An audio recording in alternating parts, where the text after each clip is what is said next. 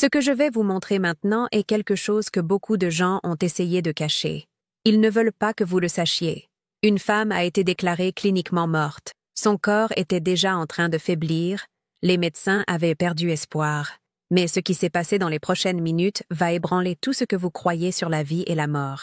Elle est revenue avec un message puissant, une vérité choquante sur l'autre monde, et sur ce qui se passe réellement après la mort.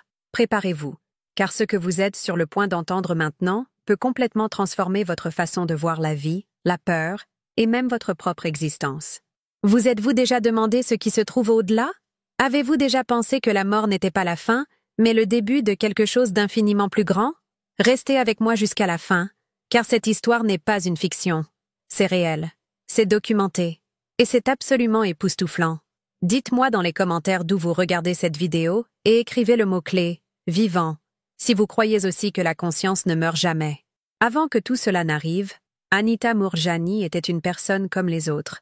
Née à Singapour et élevée à Hong Kong, elle a vécu entre les traditions indiennes et les valeurs occidentales, essayant toujours de s'intégrer, de plaire et d'être acceptée. Pendant la majeure partie de sa vie, elle a été dominée par une peur silencieuse. La peur de la déception, la peur de ne pas être à la hauteur, et surtout, une peur constante de la maladie et de la mort. Elle était gentille, sensible, attentionnée envers les autres, mais profondément peu sûre d'elle-même. Comme beaucoup de gens, Anita croyait qu'elle devait se sacrifier, se renier, suivre des règles extérieures pour être aimée. Jusqu'en 2002, où sa vie a radicalement changé. Le diagnostic est tombé. Lymphome de Hodgkin, un cancer agressif du système lymphatique. Les médecins ont dit que c'était sérieux. Ce furent 4 années de lutte intense. Chimiothérapie, traitements alternatifs, régime strict, espoir et désespoir. Le corps d'Anita s'affaiblissait petit à petit. Et en 2006, après une longue bataille, elle tombe dans un coma profond. Les organes étaient défaillants. Les médecins l'ont abandonnée. La famille se préparait à dire au revoir. Mais à ce moment-là, alors que tout le monde croyait que c'était la fin, quelque chose d'extraordinaire s'est produit. C'est arrivé. C'est au plus fort de sa douleur et de sa fragilité, alors que son corps était au bord de l'effondrement, qu'Anita Moorjani a tout simplement décroché. Elle est tombée dans un coma profond. Les médecins pensaient que c'était la fin. Mais pour Anita, c'était le début de quelque chose d'absolument extraordinaire. Elle rapporte qu'à ce moment-là, elle a quitté son corps physique.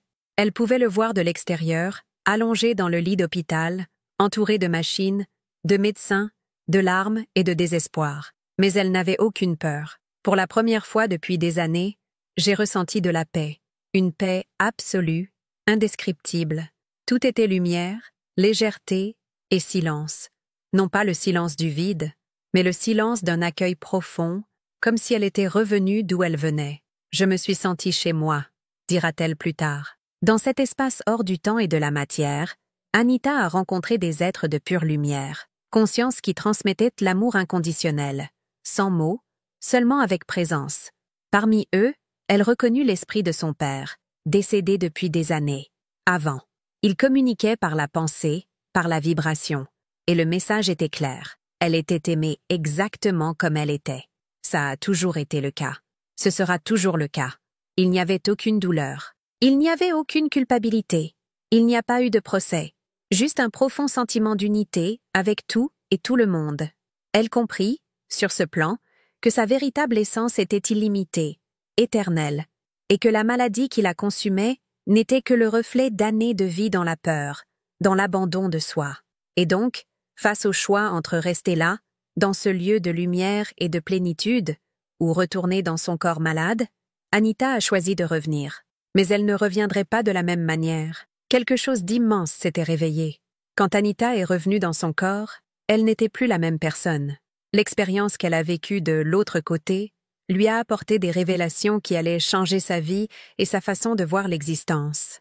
L'une des premières vérités qu'elle a réalisées avec une clarté absolue était que tout dans cet univers est fait d'amour. Pas seulement l'amour humain, mais l'amour universel, infini, qui unit toutes choses.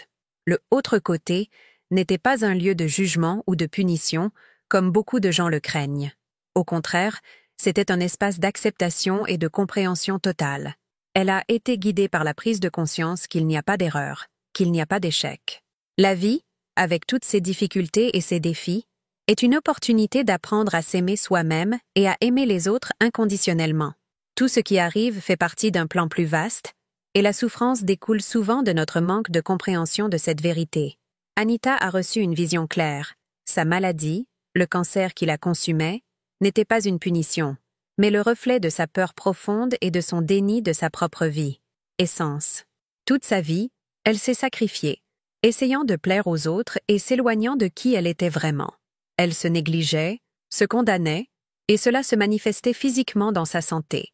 La grande révélation qu'elle a eue, c'est que la maladie n'était pas apparue par hasard. C'était le reflet de son âme qui lui demandait de s'éveiller, de se reconnecter à son vrai moi. Quand elle a compris cela, c'était comme si un rideau s'était levé, révélant une nouvelle façon de voir le monde, la vie et même la mort. Au moment de son choix, retourner à la vie ou rester de l'autre côté, Anita a choisi de revenir. Mais les choses ne redeviendraient pas comme avant. Elle sentait qu'elle avait une mission à accomplir. Sa vie avait un but profond, aider les autres à réaliser leur vraie nature, à apprendre à s'aimer eux-mêmes et à vivre de manière plus authentique et liberté.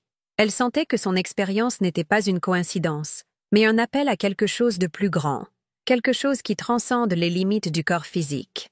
À son retour, Anita savait que sa mission serait de partager ses vérités avec le monde, afin que d'autres puissent également comprendre que la véritable guérison vient de l'amour de soi et de la connexion avec notre être intérieur. La chose la plus impressionnante s'est produite après qu'Anita Moorjani ait décidé de revenir. Elle s'est réveillée du coma. Et, à la surprise des médecins et de la famille, elle était consciente, lucide et avec une clarté jamais vue auparavant. Quelque chose avait changé. Ce corps qui était au bord de la mort a commencé à réagir. Et puis, l'incroyable s'est produit. Dans les jours qui ont suivi, les tumeurs ont commencé à rétrécir rapidement. En quelques semaines, les médecins ont découvert quelque chose qui défie toutes les explications scientifiques connues. Le cancer avait pratiquement disparu. L'équipe médicale était stupéfaite. Le dossier médical d'Anita a révélé qu'elle était en phase terminale. Ses cellules étaient compromises, ses organes étaient défaillants, le pronostic était irréversible. Mais maintenant, devant eux, se tenait une femme en pleine convalescence, comme s'il était né de nouveau. Les tests ont montré ce que la médecine ne pouvait pas expliquer. Le lymphome de Hodgkin avait régressé spontanément et rapidement. Il n'y avait aucune logique. Il n'y avait aucun précédent. Ce que la science appelle rémission spontanée, Anita l'appelait la guérison par la conscience. Elle savait ce qui s'était passé. La transformation n'a pas eu lieu seulement dans le corps, mais aussi dans l'âme. Elle avait laissé la peur derrière elle. J'avais reconnu sa véritable essence. Et cela, dit-elle, a permis à son corps de guérir. Cette guérison a été qualifiée de miraculeuse.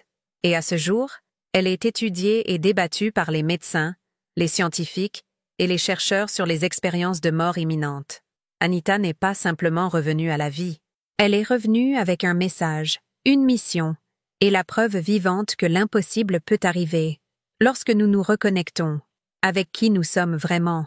Après tout ce qu'elle a vécu, de la mort clinique à une guérison considérée comme impossible, Anita Moorjani est née de nouveau non seulement dans son corps, mais aussi dans son esprit. Votre vision de la vie, de la spiritualité, de la santé et même des relations humaines n'a plus jamais été le même. Elle a compris que la peur était le plus grand poison et que vivre en essayant de plaire aux autres, en cachant qui nous sommes vraiment, nous rend malades à l'intérieur. C'est alors qu'elle décide de vivre pleinement, librement et véritablement, sans peur d'être elle-même. Cette nouvelle perspective l'a poussée à partager son histoire avec le monde. Anita est devenue une conférencière internationale, invitée par des médecins, des thérapeutes et des universitaires pour partager son expérience dans les hôpitaux, les universités et les événements sur la spiritualité et la science de la conscience. Et c'est de cette expérience qu'est né son best-seller international, « Je suis mort pour être moi », un livre qui a touché des millions de lecteurs et a aidé des personnes dans différentes parties du monde à surmonter la peur de la mort, de la maladie, l'échec et de vivre plus authentiquement. Aujourd'hui, Anita consacre sa vie à cette mission, rappeler aux gens qu'ils sont déjà complets, qu'ils n'ont pas besoin d'avoir peur et que l'amour de soi est la clé du vrai bonheur. Guérir. Son histoire est la preuve vivante que la vie ne s'arrête pas avec la mort, et qu'il faut parfois aller jusqu'au bout, pour enfin s'éveiller à la vérité la plus profonde de l'être. Et si tout ce que nous craignons le plus était en fait le portail vers quelque chose d'infiniment plus grand, plus gros, l'histoire d'Anita Moorjani nous invite à regarder la vie et la mort avec d'autres yeux. Cela nous fait réfléchir. La conscience s'arrête-t-elle vraiment au corps, ou est-ce qu'il rentre simplement à la maison? Elle est revenue de l'autre côté, avec une vérité qui ne peut plus être ignorée. Nous sommes bien plus que ce que nous croyons être. Et l'amour, pour nous-mêmes, pour les autres, pour la vie, est la force la plus puissante que nous puissions existe. Maintenant, je veux savoir de votre part, croyez-vous que la conscience survit à la mort? Avez-vous déjà vécu une expérience similaire ou connaissez-vous quelqu'un qui l'a vécue? Laissez dans les commentaires ce que vous pensez de la vie après la mort et écrivez d'où vous regardez cette vidéo avec le mot-clé « Je choisis la vie ». Qui sait? Votre propre histoire pourrait également inspirer d'autres personnes qui recherchent réponse.